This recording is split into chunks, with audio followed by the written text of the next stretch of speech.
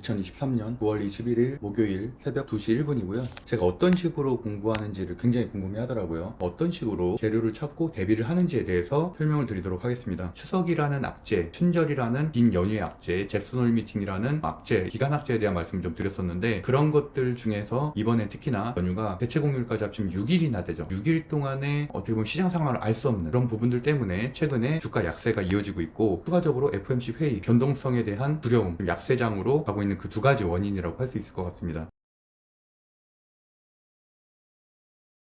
사람들이 사실 관심 종목을 어떻게 정리하는지 굉장히 많이 물어보시거든요. 삼성증권 MTS 내에 있는 기능을 쓰기도 하고요. 상승률 1위부터 30위까지 있는 것들 중에 재료 분석된 것을 토대로 해서 관심 종목을 하나하나씩 끼워 넣기도 하고, 이런 식으로 테마랩을 봐서, 테마랩은 사실 장점도 있고 단점도 있는데, 장점은 굉장히 빠른 속도로 관심주를 분리해준다는 그런 장점이 있는 반면에, 반대로 좀 틀린 부분들이 있습니다. 기계들이 분류하다 보니까 재료들이 좀 겹치는 경향이 좀 있거든요. STX, 그린로지스 같은 경우도 물론 해상 운임도 맞긴 하지만 STX 인적 분할 때문에 급등을 한 거잖아요. 그러면 사실은 인적 분할 관련된 종목들도 함께 봐야 되거든요. SK D&D라든지 그런 것들은 뭐 추가적인 좀 작업을 해야겠죠.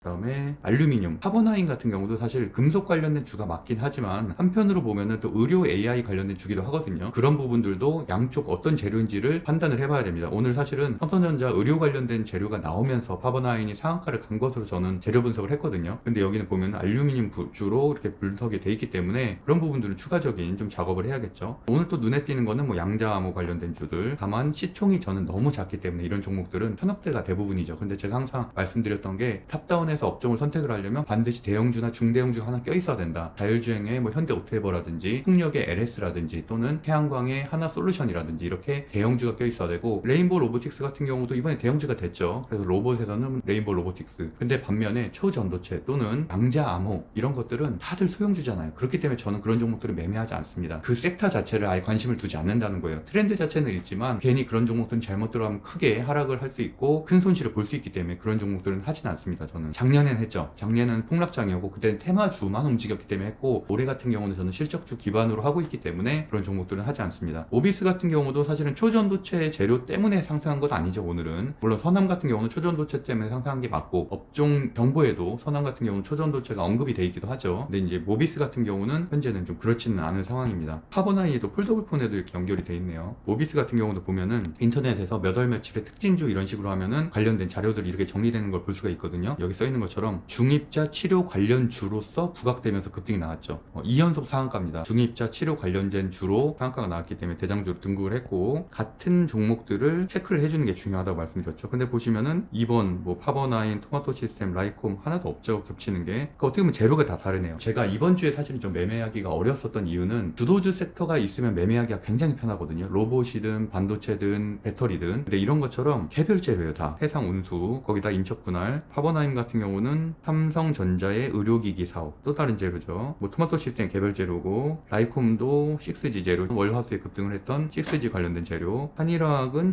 페라이트 관련된 주, 엑스게이트는 양자암호. 그러니까 이것만 봐도 1위부터 7위까지가 재료가 다 달라요. 이것도 또 개별 재료고, SC 엔지니어링도 무슨 논문 관련된 또 개별 재료고, 그나마 여기서 재료가 겹치는 거는 비츠로테크하고 모비스가 되겠네요. 1위부터 10위까지 안에 중입자 치료 관련된 주는 두 개가 있구나. 다른 것들은 대부분 다 하나만 있었는데 거기에서 하나의 힌트를 얻으셔야 되고요. 두 번째로 10위부터 17위까지 살펴보면은 5등지 팝은 신규 상장주예요. 일단은 그래서 신규 상장주라는 특성이 있다는 것도 기억을 하셔야 되고요. 그리고 STX는 아까 말한 대로 인적 분할, 그래서 STX와 STX 그린로지스가 같이 한번 급등했다는 거. SK D&D 같은 경우도 월요일날 인적 분할에 대한 이슈가 나오면서 좀 급등을 했었죠. 그래서 월화수까지 상승을 했는데, 그런 것들도 앞으로의 흐름을 좀 같이 지켜봐야 된다는 거. 우리로 같은 경우도 양자암호 관련된 주. 그럼 여기도 보면은 아까 양자암호가 하나 더 있었죠. 엑스게이트, 그 다음에 우리로, 이런 식으로. 이건 수요일의 종가고, 오늘 제가 매매를 할 거는 21일 목요일이잖아요. 20일에 어떤 종목들이 1위부터 30위까지 중에 어떤 재료가 있었고 어떤 재료가 가장 강력한지를 판단하는 게, 판단한 재료를 인해서 업종을 도출해내고 그 업종에서 대장주라든지 부대장주를 선택하는 게 오늘 총 작업이라고 할 수 있겠습니다. 대장주와 부대장주를 내가 골라냈음에도 불구하고 하나 또 주의해야 될 것은, 과연 테마주를 할 수 있는 매매 실력이 되는지, 또는 테마주를 감당할 수 있는지. 이런 것들이 만약 실적주다 그러면 사실은 좀 더 신뢰성을 있고 가져갈 수가 있겠죠. 자율주행주의 현대 오토에버라든지 뭐 로봇의 레인보우 로보틱스라든지 이런 것들은 사실 매매하기가 굉장히 쉬웠잖아요. 언급 드렸었던 종목이고 미리 말씀드렸었던 종목들이죠. 뭐 레인보우 로보틱스 같은 경우는 76%나 상승했고 두산 같은 경우도 제가 방송한 이후에 45%가 상승을 했죠. 신뢰성이 있는 1조 이상의 종목들이 있는 것들이 훨씬 더 우리에게 큰 수익을 가져다 줄 수가 있다. 올해 같은 경우는 소형주들이 급등하는 장세가 아니다라는 말씀도 같이 한번 드리겠습니다. 물론 소형주들 중에서 급등한 사례는 있지만 굉장히 잡기가 어려웠었죠. 초전도체 관련된 주라든지 넥센 관련된 주 이런 것들은 정말 잡기가 힘들었어요. 변동성이 너무 컸기 때문에. 반면에 뭐 하나마이크론 같은 경우도 거의 4배 상승했죠. 한미반도체도 8배 가까이 상승했습니다. 1월 저점 대비해서. 그런 종목들은 시총이 1조 가까이 되면서도 안정적으로 숫자가 찍히는 종목이기 때문에 그냥 쭉 들고만 갔어도 5배, 6배 수익이 날 수도 있었다는 얘기예요. 그런 종목을 잡는 게 초보자들에겐 훨씬 더 큰 수익을 가져다 줄 수 있다는 게 저의 주장입니다. 그런 내용들을 중심으로 강의안을 만들고 있고요. 미중 분쟁이 진행이 되고 있죠. 그렇기 때문에 사실은 화장품 주들도 좀 급락을 하게 된 측면이 있고 거기에 비해서 수혜를 받는 것들이 있어요. 뭐 페라이트라든지 철강, 조선까지도. 철강 같은 경우도 중국에서 뭐 철강 수출이 안 되게 되면은 당연히 우리나라에서 현재 철강을 보유하고 있는 업종들이 좀 급등을 하겠죠. 그래서 그런 것까지도 좀 체크하셔야 되고 오늘 급등한 종목들 중에서 보시면은 포스코 스틸리온이 일단 눈에 띄고 중입자 치료 관련된 주, 철강을 하나 볼 거고요. 그다음에 중입자 치료 관련된 주 정도를 일단 볼 것 같습니다. 나머지 뭐 정치인 관련된 주는 일단은 오늘은 논외로 하겠습니다. 정치인 관련된 주는 굉장한 위험성이 있기 때문에 그런 종목들에 대해서는 크게 언급은 하지 않겠습니다.